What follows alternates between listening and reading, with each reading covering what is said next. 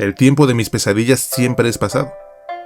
La imaginación escarba en los basureros del recuerdo para socorrer un porvenir que mal se instala en una breve intermitencia del pensamiento. Nunca estamos conscientes del futuro que deudamos, para dar sin quererlo vistazos breves a los innumerables pasajes del infierno. Contra nuestra voluntad avanzamos hacia un callejón de tiempo infinito, solo para ser torturados, asesinados o abandonados a la más cruel de las ideas. Porque sí, las ideas pueden ser ante todo aterradoras cuando carecen de otro contexto que sus propias dimensiones. Y la culpa juega en todo esto un papel muy importante. Hay algo inhumano, casi diabólico en la culpa, o al menos eso creo ahora. Nadie parece comprender lo que le digo cuando me preguntan por lo que le sucedió a Bremer. Durante casi 20 años he contestado todo tipo de preguntas. Los otros testigos han muerto uno tras otro, y ya solo queda mi voz. Hay muchas cosas de las que un hombre puede sentirse orgulloso de poseer, pero rara vez es la suma final de su vida. Y, sin embargo, yo he vivido tranquilamente a expensas de mi historia. Un hecho fantástico del que participé por azar me ha hecho inmensamente rico e indescriptiblemente desgraciado. Primero le conté a la prensa, después lo describí en un libro, y luego se hicieron películas. No hace falta que repita lo que se ha contado tantas veces, pero quisiera poder explicar mejor lo que yo creo. La mayoría de las pesadillas que he albergado los últimos años en mi vida están emparentadas con el motivo de la muerte del joven Bremer. Él era también, como lo soy yo ahora, un soñador hipócrita. Ignoraba a propósito las fuentes del horror que se cernía sobre él cuando dormía, y se felicitaba a sí mismo por los espantosos relatos con los que nos entretenía todas las noches.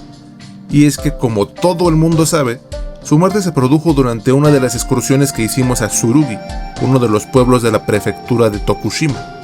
Nos habían encomendado recoger los relatos orales más distintivos de la región, para incluirlos en una publicación dirigida por la Universidad de Usu.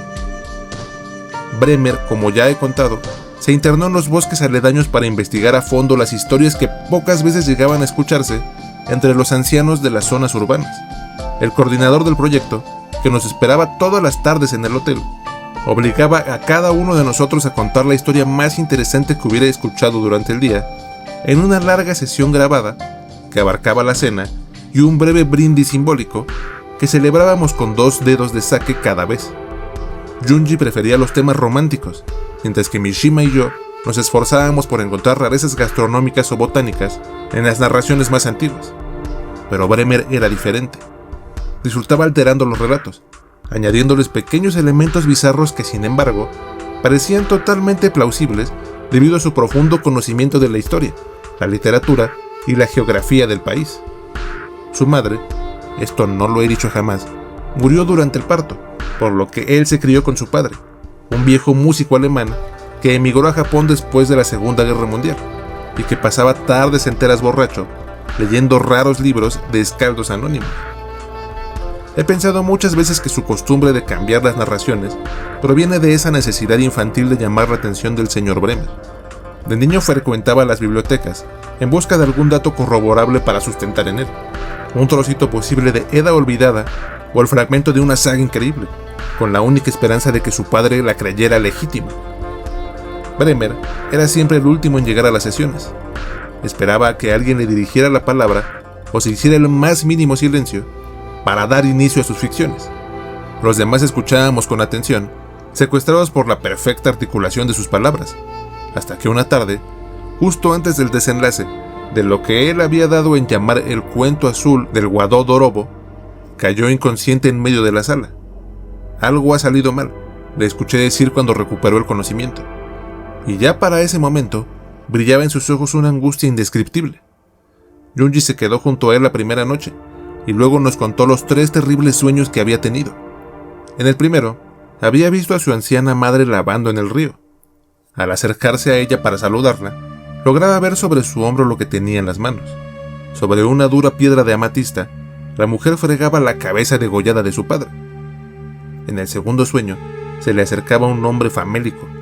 «Señor comerciante», decía de pronto la cavernosa voz del desgraciado, «es poco lo que tengo, pero si acepta usted comprármelo, yo no pasaré hambre esta noche». Junji aceptaba la extraña oferta, pues ese era su destino. El hombre sonreía entonces y se quedaba profundamente dormido.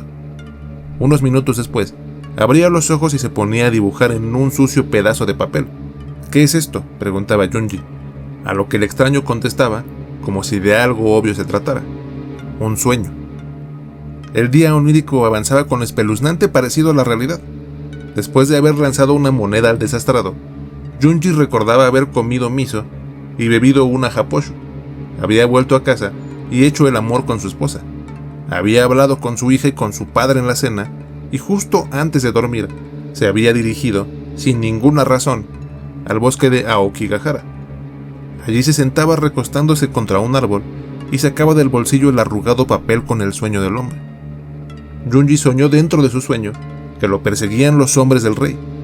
En medio del bosque era capturado como un animal y desnudado a la vista de todos, atado al viejo tocón de un árbol muerto en una posición ignominiosa, era torturado con cuchillos.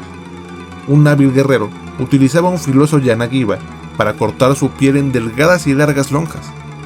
El suplicio había durado una eternidad. Desollado vivo, Junji se estremecía con las palabras que pronunciaba lleno de dolor, suplicando la muerte, y entonces despertaba junto a su esposa, su padre y su hija, recordando las mismas cosas que habría de vivir de nuevo ese día. Seguro de que volvería a encontrarse con el hombre desgarbado que le ofrecería uno de sus sueños a cambio de una moneda. No había forma de ignorarlo. Su destino era completar la transacción que lo llevaría de nuevo y sin remedio a morir en un sueño inhumanamente ajeno. Después de escuchar la historia de Junji, Mishima se negó a cuidar a Bremer. Yo solo hablaba con él en las tardes, y nunca me quedaba en la habitación cuando se disponía a dormir. Su condición produjo asombro entre la comunidad médica. Todos los doctores concluían que Bremer estaba sano, quizá mucho más que el resto de nosotros, pero había perdido la movilidad de las piernas y una rara sensación de adormecimiento en el resto del cuerpo parecía augurar una parálisis total. Una vez que perdió la capacidad de mover las manos, nos obligó a prometer que no dejaríamos que los doctores volvieran a verlo, y que no le hablaríamos a su padre de su rara condición hasta que hubiese muerto. El coordinador del proyecto tuvo que comunicarse con la universidad, y los miembros del consejo administrativo le pidieron en respuesta discreción y silencio. Si los doctores no habían logrado entender la enfermedad o hallar una cura, y Bremer se había hecho ya a la idea de morir, entonces no valía la pena crear caos ni asustar a los nuevos estudiantes, en especial cuando se aproximaba la segunda temporada de matrículas del año. Las sesiones diarias se cancelaron, pero todos continuamos con nuestro trabajo. En pequeñas libretas apuntábamos los elementos en los que coincidía la mayoría de los relatos, y aunque habíamos jurado guardar el secreto, hicimos cuantas averiguaciones pudimos respecto a la extraña condición de nuestro amigo. Ahora me queda claro, nunca tuvimos ninguna esperanza. La mañana del último día de marzo de 1995, llegamos a la conclusión de que no había nada que hacer. Las piernas de Bremer se sentían al tacto como un desgastado trozo de costal. Era imposible sentir su carne o sus huesos bajo esa estúpida superficie de compacta estopa oleaginosa. Hablaba ya solo para sí, con un hilo de voz que vomitaba patéticamente por entre las comisuras de los labios resecos. Los ojos parecían más un puñado de cenizas incrustados en un asqueroso muñeco de trapo. Azul, como debe ser el último color del mar antes de que se cierre la oscuridad abisal sobre los ojos muertos de los náufragos hundidos, era la espesa saliva que se derramaba por entre el hueco de los dientes. Las encías y las yemas de los dedos se habían licuado y convertido en un plasma flemático que nunca llegó a caer por completo de las sábanas sobre las que expiró. Nadie quiso acompañar el cuerpo en el transcurso del día.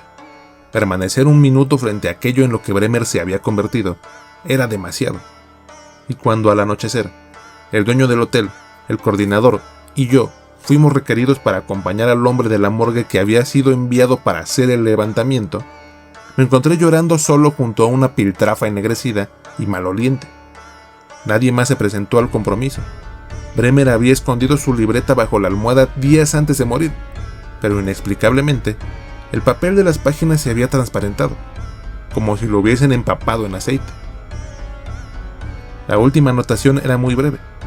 He cambiado sueños por palabras, había escrito, y añadía más adelante la mellada cita de Wittgenstein: los límites de mi lenguaje significan los límites de mi mundo. Y aunque muchas veces se nos haya acusado de haber desaparecido el cuerpo, Lo cierto es que no hubiésemos podido conservar nada de él, aunque de ello hubiese dependido nuestras vidas. Uno de los doctores, quien había llevado el caso durante los primeros días, se presentó para darnos sus condolencias e intentó extraer una muestra de sangre del cadáver, pero no consiguió nada. El tejido, más que despojo de ser un humano, parecía corresponder el de un inestable compuesto vegetal que nuestro mundo rechazara e hiciera trizas. Además, en cuanto llegó, el tanatólogo decidió abrir el tórax, pues temía que, dada la rápida descomposición de los restos, se perdiera la oportunidad de conocer la causa de la muerte. El cuchillo traspasó aquella masa antropomorfa sin resistencia. Todos los órganos faltaban, y lo poco que quedaba era un fardo asqueroso de trozos de piel humana, tajada con pequeñas lonjas uniformes, cuya procedencia era, según esclarecieron después los resultados del laboratorio, un embutido de carne, hueso y materia gris del propio Ryonosuke Bremer, el aciago perturbador de las palabras.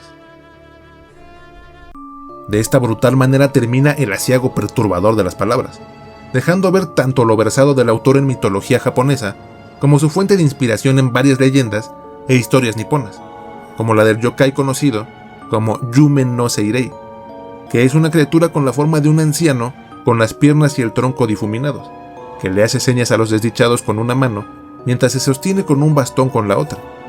Y a pesar de su apariencia frágil, esta criatura es conocida y sumamente infame porque tiene el poder de provocar dementes pesadillas en sus víctimas, igual que los terribles sueños cíclicos de los que Bremer y sus compañeros sufrían en el relato.